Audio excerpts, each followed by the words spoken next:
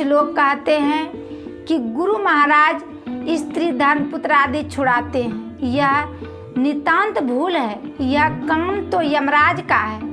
गुरुदेव केवल दुखदायक और शक्ति का त्याग कराते हैं तथा ममता का दान कराते हैं। प्राय देखा जाता है कि निर्विकार पूर्वक बहुतों को मंत्र दीक्षा देने से सतगुरु के निष्पाप शरीर को भी कठिन रोग और क्रांत कर उनकी आयु क्षय करते हैं। स्वार्थ शून्य परम करुणिक सतगुरु जानबूझकर परहित के लिए उन्हें भगवान की ओर ले जाने की प्रेरणावश खुद के शरीर की कोई भी चिंता नहीं करते।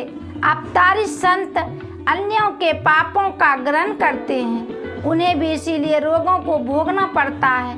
श्री राम कृष्ण कहते थे, गिरीश के पापों को लेने पर ही मेरे शरीर में यह व्याधि कैंसर हुई। श्री सद्गुरु महाराज की जय।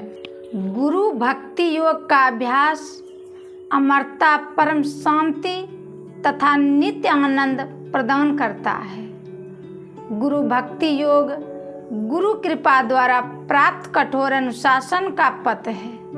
गुरु भक्ति योग अन्य सब योगों तथा कर्म योग, भक्ति योग, राजयोग, हठ योग आदि का आधार है। गुरु भक्ति योग का मार्ग मात्र योग शिष्य को आंसू फल प्रद होता है। गुरु भक्ति योग की चरम परिणति अहंकार भाव के नाश तथा अमर आनंद की उपलब्धि में होती है।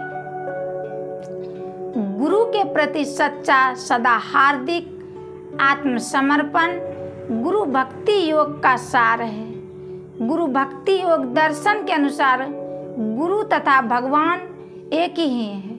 अतएव गुरु के प्रति पूर्ण आत्मसमर्पण परम आवश्यक है। गुरु भक्ति का योग आश्रय लेकर अपनी खोई हुई दिव्यता को पुनः प्राप्त करें।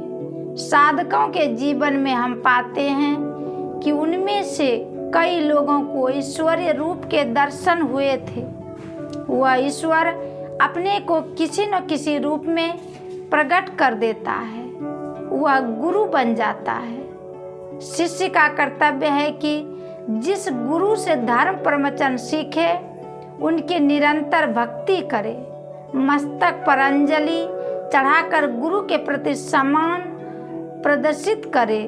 जिस तरह भी हो चुक सके मन से, वचन से और शरीर से गुरु की सेवा करे। सच्चे संत मानव जाति की निस्वार्थ सेवा के कारण या वासनाओं और विचारों पर प्रभुत्व के कारण या ईश्वर के प्रति एकाग्र प्रेम के कारण या महान ध्यान शक्ति के कारण एक प्रकार से योगी ही है। ये लोग अपने सामने योग एवं आत्मसंयम का ही आदर्श रखे हुए हैं। जो गुरु की आज्ञा का पालन करता है उनके पास रहता है, उनके इंगितों पर आकारों को जानता है, वही विनीत कहलाता है। कुछ लोग कहते हैं कि गुरु महाराज स्त्री धन पुत्र आदि छुड़ाते हैं। यह नितांत भूल है। यह काम तो यमराज का है। गुरुदेव केवल दुखदायक और शक्ति का त्याग कराते हैं तथा ममता का दान कराते हैं। जब श्री राम कृष्ण को उनके गुरु ने अद्वैत वेदांत की साधना में दीक्षित किया तो वे अत्यंत सरलता के साथ उच्च स्थिति में पहुंच गए।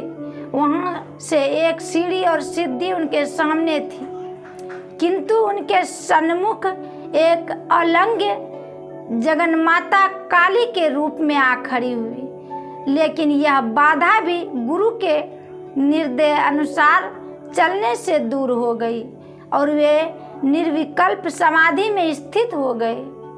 गुरु के पुण्य चरणों के स्पर्श करते समय शिष्य सदा ही रोमांचित हो जाता है।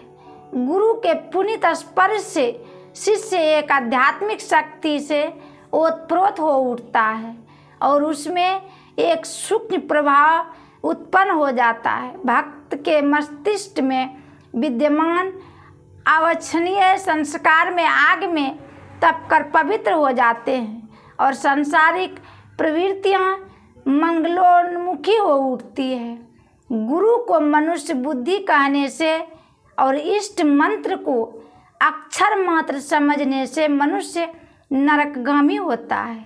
अर्थात ऐसी भ्रमात्मक और विपरीत बुद्धि के कारण और गुरु में श्रद्धा विश्वास हीनता के दोष से आध्यात्मिक उन्नति तो होती ही नहीं, उल्टे मनुष्य की अधोगति होती है। गुरु के प्रति यदि बिंदु मात्र भी प्रेम हो, श्रद्धा भक्ति हो, तो फिर उनके कंधों पर अपना सब कूड़ा करकट और मैल लाद कर परिमाण तक उन्हें दुख यंत्रणा भोग कराने के लिए क्या दिल चाहेगा? नहीं, बल्कि जिनकी गुरु के प्रति प्रगाढ़ श्रद्धा और प्रेम है, वे तो इस भय से कि शायद बाद में गुरु को भोगना पड़े कोई पाप कर्म ही नहीं कर सकते। हाँ, ऐसे शिष्य का वे पाप भार लेते हैं। वस्तुतः भगवान ही गुरु रूप से उसका भार ग्रहण करते हैं और उद्धार करते हैं।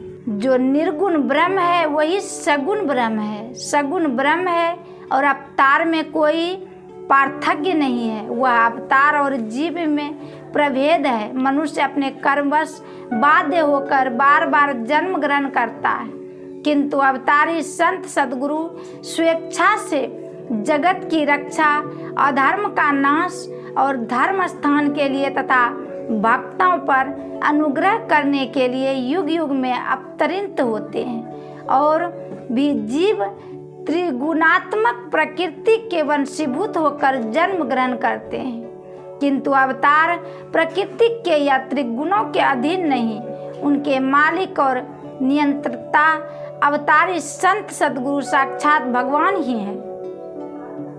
केवल उनके ही देह रूपी खोल ही मनुष्य के आकार की होती है। जैसे ज्ञान विज्ञान के बिना मोक्ष नहीं हो सकता, उसी प्रकार सतगुरु से संबंध हुए बिना ज्ञान की प्राप्ति नहीं हो सकती।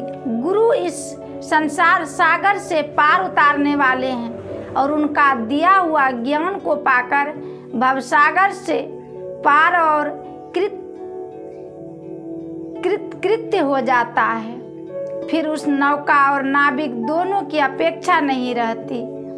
प्राय देखा जाता है कि निर्विकार पूर्वक बहुतों को मंत्र दीक्षा देने से सतगुरु के निष्पाप शरीर को भी कठिन रोग ओक्रात कर उनकी आयु क्षय करते हैं। स्वार्थ शून्य परम करुणिक सतगुरु जानबूझकर परहित के लिए उन्हें भगवान की ओर ले जाने की प्रेरणावश खुद के शरीर की कोई भी चिंता नहीं करते।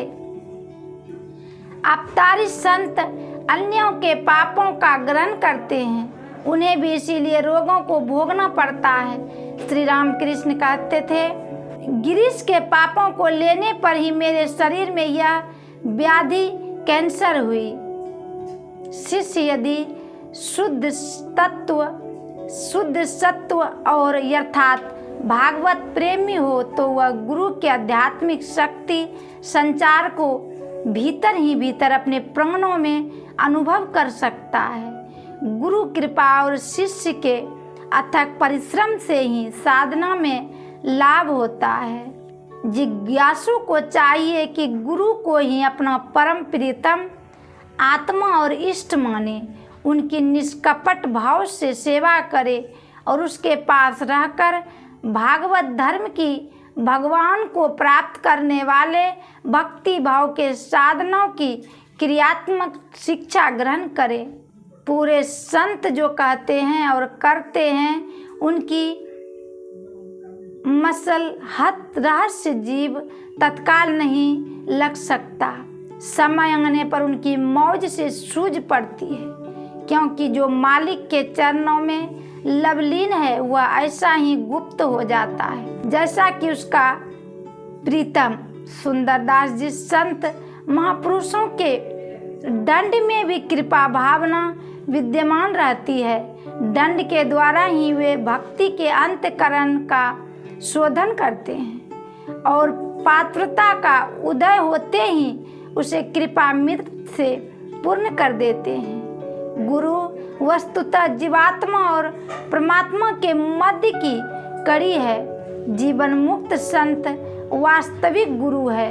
अपने गुरु की पूजा ईश्वर भाव से करनी चाहिए। यह अच्छी तरह समझ लेना चाहिए कि ईश्वर और ब्रह्म की सभी शक्तियाँ गुरु में ही विद्यमान है। गुरु को ईश्वर का ही अवतार समझना चाहिए।